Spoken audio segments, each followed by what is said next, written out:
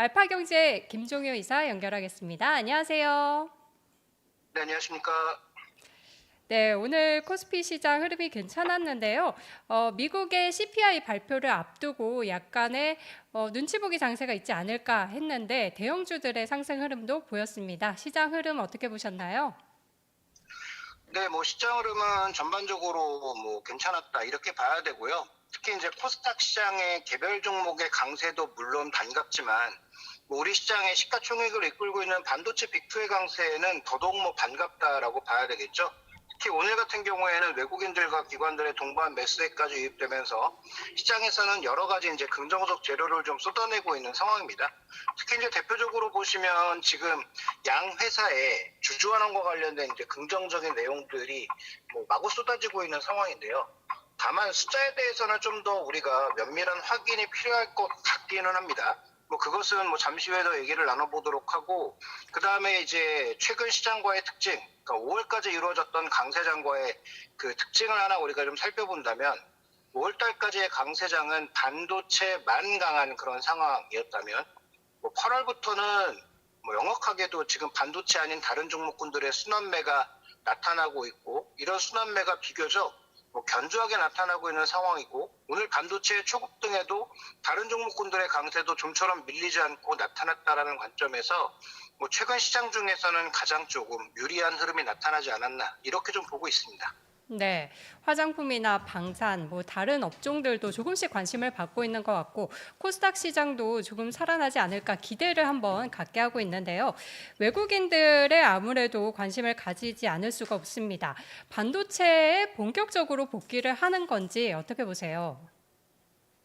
네, 반도체 복귀는 아직은 좀 이르지 않나라는 판단입니다. 다만 오늘 이제 유입됐던 뉴스는 크게 두 가지인데, 테마섹이라고 하는 싱가포르 펀드 쪽에서 삼전익스를 사기 시작했다라는 긍정적인 뉴스는 반가운 얘기입니다. 특히 외국인들 입장에서 최근 삼전익스에 대한 매수가 그렇게 강하지는 않았거든요.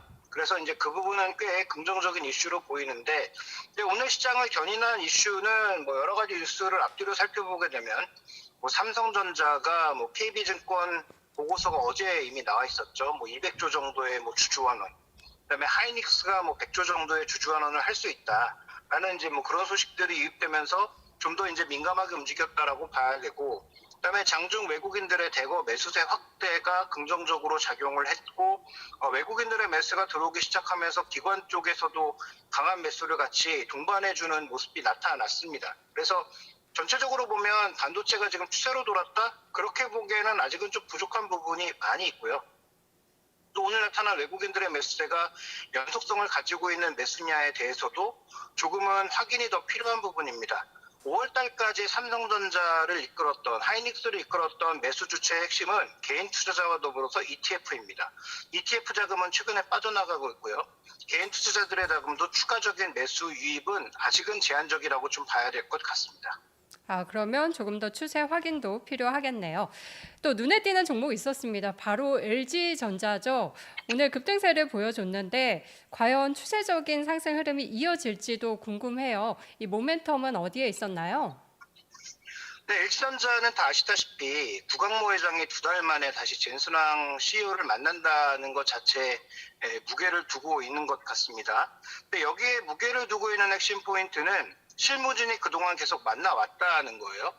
그러면 그룹 회장이 간다라고 하는 건 결국은 완성된 계약서에 도장을 찍으러 가지 않을까라는 기대감이 오늘 좀 강하게 작용하지 않았나 싶습니다.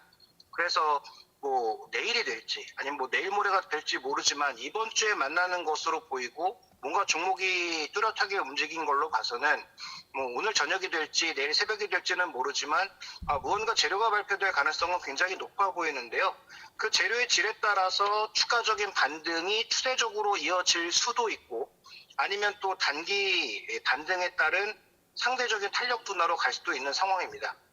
네, 시장이 가장 기대하고 있는 건 보다 확연한 로봇 쪽에서의 매출, 그러니까 숫자를 요구하고 있는 거고요. 그 다음에 이제 엔비디아와 붙어서 또 갈 수 있는, 지금 당장 무언가 시너지를 낼 수 있는 것은 누가 뭐래도 칠러죠. 지금 그 GPU와 관련된 AI 데이터 센터를 시킬 수 있는 그 칠러 장비에 대한 매출을 LG전자가 이제 본격적으로 확산하는 모습을 보여준다면 아마도 지금보다는 좀 더 반등의 탄력을 더해갈 수 있지 않을까라고 보여지는데, 뭐 이건 결과를 봐야 되는 것이라서 신규 매수 관점에서 접근하기는 어렵고, 기존의 이제 보유자분들은 아마 조금 더 끌고 가야 되지 않을까라는 판단을 하고 있습니다. 네, 기존 사업의 실적 개선과 더불어서 신규 사업에 대한 기대감 함께 실리고 있는 것 같은데요. 일단 보유자들의 시간, 구간으로 좀 해석을 해 주셨습니다. 화장품주들 오늘 빼놓을 수 없을 것 같습니다. 전고점을 돌파하는 강력한 상승을 보여줬는데요. 이 해외에서 수출이 굉장히 잘 되고 있다고 해요. 그 배경도 궁금하고 앞으로 상승 동력이 더 있을지도 궁금하네요. 네, 일단 화장품주의 가장 큰 특징은 최근 3년간 화장품주는 상반기 초강세, 하반기에는 약세 전환. 이게 이제 핵심이었습니다. 근데 올해 들어서는 뭐 상반기에 강세가 뭐 생각보다 강하지 않았고, 뭐 수출 실적은 계속 긍정적으로 이어져 왔고요. 한 번도 뭐 둔화된 적이 없고, 그런데 지역이 넓어지고 외형과 실적이 대거 올라가면서 이제부터는 좀 규모의 경제를 넘지 않았나라는 판단이 들고 있는 상황이고요. 자, 미국 같은 경우에는 세포라 진출에 따른 긍정적 효과가 여러 인디 브랜드에 작용하는 것으로 보이고, 그래서 그 인디 브랜드에 전반적으로 지금 뭐 제품을 만들어주고 있는 ODM 업체들의 촉강세가 나타나고 있다, 이렇게 좀 봐야 되는 상황입니다. 그래서 화장품은 일단 계절성을 벗어났다라는 측면에서 보면 매우 긍정적으로 보이고요. 그 다음에 이제 반도체가 강세를 보이는 구간에서도 좀처럼 밀리지 않고 끝까지 강세를 유지했다라고 하는 점도 굉장히 눈에 띄는 부분이다라고 보여지고, 자, 이것이 어떤 특정 브랜드에 기댄 것이 아니어서 추세적으로 좀 더 이어질 가능성도 이어지고 있다는 것이죠.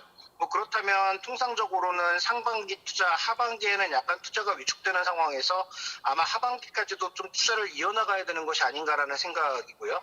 특히 이제 소비의 정점이라고 할 수 있는 4분기 한 중반 정도까지는 이 반도체와 더불어서 화장품 종목군들의 상대적 강세도 좀 더 이어질 수 있지 않을까, 이렇게 좀 봐야 될 것 같습니다. 네, K뷰티 하반기에도 한번 힘을 계속 내줄지 지켜보겠습니다.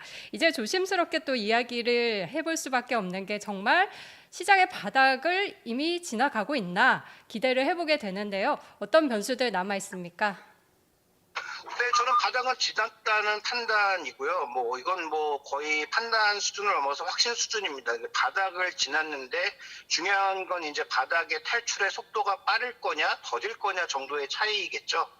아직까지는 후자 쪽에 좀 무게를 두고 있습니다. 그러니까 반도체가 예전처럼 초강세를 연일 보일 가능성은 낮다라고 보고 있기 때문에 뭐 지수의 반등 속도는 일단은 좀 제한적일 거라고 판단하고 있고요.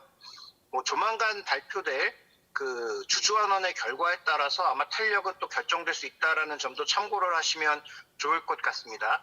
그러니까 바닥을 벗어났는데 시장의 에너지가 분산되면서 다양한 종목군들이 올라오고 있고, 오늘 또 하나의 시장에 또 잊지 말아야 될 특징은 중형주의 초강세입니다. 근데 이 중형주의 초강세에서 눈에 띄는 것은 주로 대부분의 종목군들이 다 실적이 어닝 서프라이즈를 보였다라는 거예요. 그러니까 어닝 서프라이즈가 나타났던 종목군들은 그간 오르지 못했던 한을 풀고 있다라는 관점에서 시장의 포커스를 너무 반도체에만 맞추지 말고 실적이 개선됐는데 상대적으로 상승이 더뎠던 여러 업종의 종목군들을 좀 고루 볼 필요가 있겠다라는 점을 가장 중요한 포인트로 언급드리고 싶고요.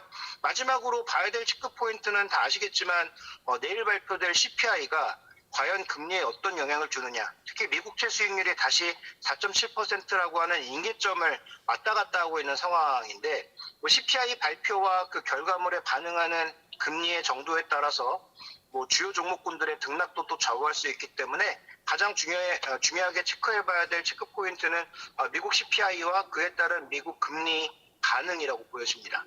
네, 마지막으로 다음 주 월요일 휴장이 있기 때문에 또 미리 여름 휴가 가시는 분들도 많은데요. 휴가를 앞두고 전략 어떻게 세워두는 게 좋을까요? 네, 지금 현재 구간에서는 일단 바닥을 확인했다라는 측면에서 시장에 대한 긍정적 접근은 필요하고요. 현금이 있으시다면 여러 번 언급드렸던 것처럼 종목을 조금 더 확단해서 접근해 볼 필요가 있지 않느냐. 반도체, 이 반도체 소부장 쪽에만 너무 집중할 필요는 없다라고 보여지고 있고, 특히 내수 경기 확산과 관련되어 있는 에너지 관련주들, 뭐 ESS 관련주라든지 2차 전지 관련주라든지 이런 종목군들도 강세를 보이는 날보다는 조정이 오는 날 정도 추가적으로 편입해 보실 필요가 있을 것 같고요. 마지막 포인트는 그래도 시장이 여기서 빠르게 반등을 해서 7천선을 회복한다고 하더라도 저는 한 20% 이상의 현금은 계속 들고 있어야 되지 않을까라고 보고 있습니다. 알겠습니다. 오늘 말씀 고맙습니다. 네, 감사합니다. 네, 알파경제 김종효 이사와 이야기 나눠봤습니다.